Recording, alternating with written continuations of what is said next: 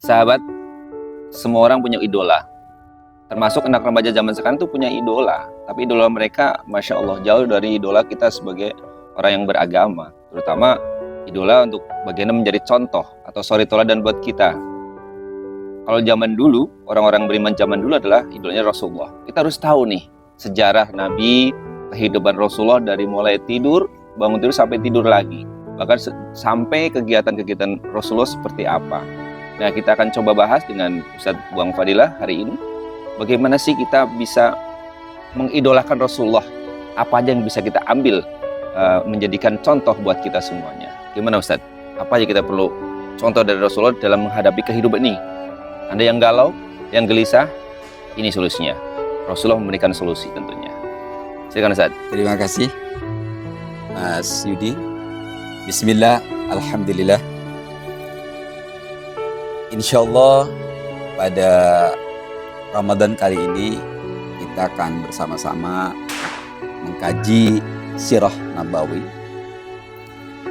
yang insyaallah saya dimintakan untuk menjadi pemateri. Sebagai seorang yang bukan ahli dalam sirah, saya hanya mengikuti satu kitab, yakni Khulasah Nurul Yakin. Kitab ini kecil dan sudah dipelajari sejak dahulu di madrasah maupun di pesantren-pesantren Nusantara. Khulasah Nurul Yakin ini merupakan kitab ringkas dari kitab aslinya Nurul Yakin, Sirah li Sayyidil Mursalin. Kitab Khulasah Nurul Yakin dikarang oleh Syekh Abdul Jabbar. Beliau lahir di Makkah, berguru dengan ulama-ulama Nusantara.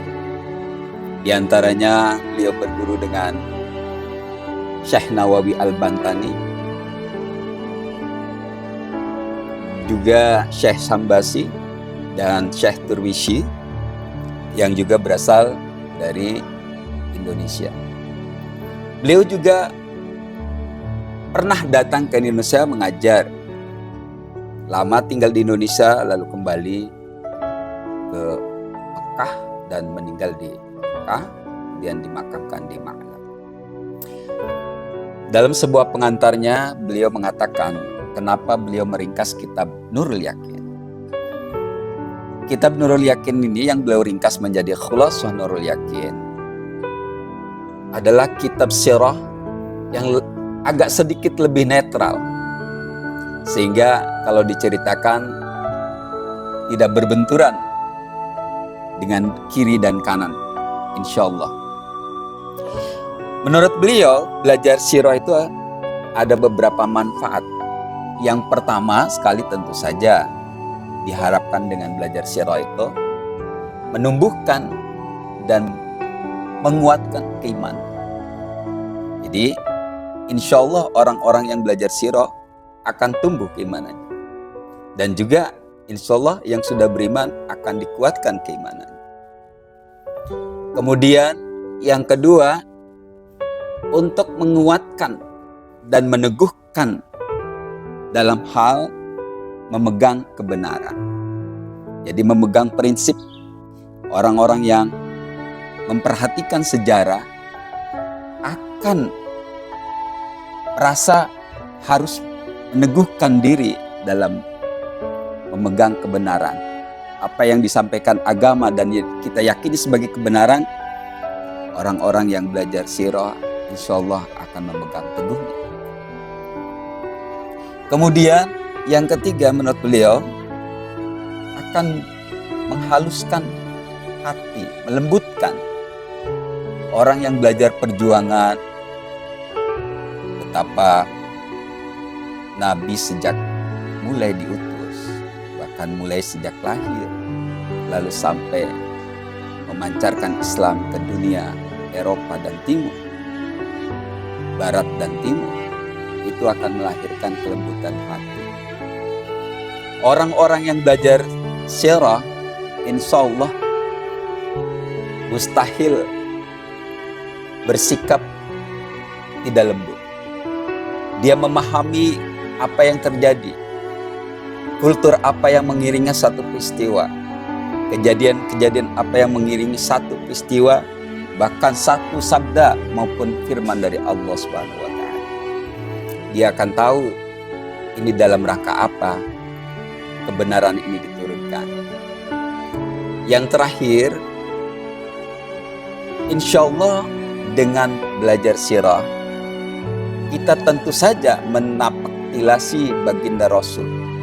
Dengan menapaktilasi baginda Rasul, mengikuti jejak-jejak baginda Rasul, insya Allah sedikit demi sedikit diharapkan kita bisa meneladaninya. Kata pepatah, tak kenal maka tak sayang. Mustahil kita yang mengaku cinta kepada Rasul, jika tidak mengenal Rasul, mustahil itu bisa kita dapatkan. Kita harus mengenal, baru tumbuh sayang. Dan dari sayang kita akan tumbuh cinta. Dan dari tumbuh cinta kita akan melaksanakan apa yang beliau sabdakan dan menghindari apa yang beliau larang. Jadi kita kenal dulu beliau. Dan kalau seandainya kita secara syamil, representatif mempelajari sirah, maka kita tak perlu lagi belajar filsafat ke Yunani. Kita tidak perlu lagi belajar kebijakan dari orang Romawi. Bahkan kita tidak perlu banyak belajar berbagai pengetahuan dari orang-orang Prancis. Demikian Syekh Lutfi mengatakan. Jadi ini penting terutama bagi kaum muda yang sedang mencari jati dirinya. Insya Allah dengan belajar sirah ini kita menghadirkan kembali jejak-jejak Rasul yang insya Allah dari situ kita meneladaninya. Demikian yang mungkin bisa saya sampaikan. Terima kasih. Insya Allah. Terima kasih Ustadz. Ini luar biasa sekali ya. Memang harus kenal dulu nih. Kalau tidak kenal kita nggak bisa menyayangi dan mencintai. Rasulullah itu udah dari mungkin 1400 tahun yang lalu udah mencintai umatnya sebelum meninggal yang dipikirkan oleh kita sebagai umatnya. Dalam sejarah pun saya pernah dengar Ustaz tentang pemakaman aja ya. Liang Lahat itu ternyata ada kisahnya tersendiri saja. Jadi ketika Rasulullah ada sahabat yang meninggal, ketika Rasulullah meninggal ya, sahabat bingung nih mau dimakamkan siapa, dengan cara apa memakamkannya. Ada dua metode ya. Metode pemakaman, dan dipanggil salah satu sahabat itu yang datang duluan itu akan menjadi penggali kubur Rasulullah SAW. Dan itu kita jarang tahu siapa penggali kuburnya saja, yang memandikan siapa dan sebagainya. Masya Allah, ini harus kita pelajari. Tentunya bukan saat ini, nanti akan kita tahu bagaimana cara memandikan atau menggali kubur Rasulullah SAW. Makanya terus pantang terus YouTube kami Masjid Ar-Rahmah, akan banyak ilmu yang akan Anda dapatkan. Dan sebelum Anda mengetahui, ayo jangan lupa sedekah dan infak. Oke, Assalamualaikum warahmatullahi wabarakatuh. Waalaikumsalam warahmatullahi wabarakatuh.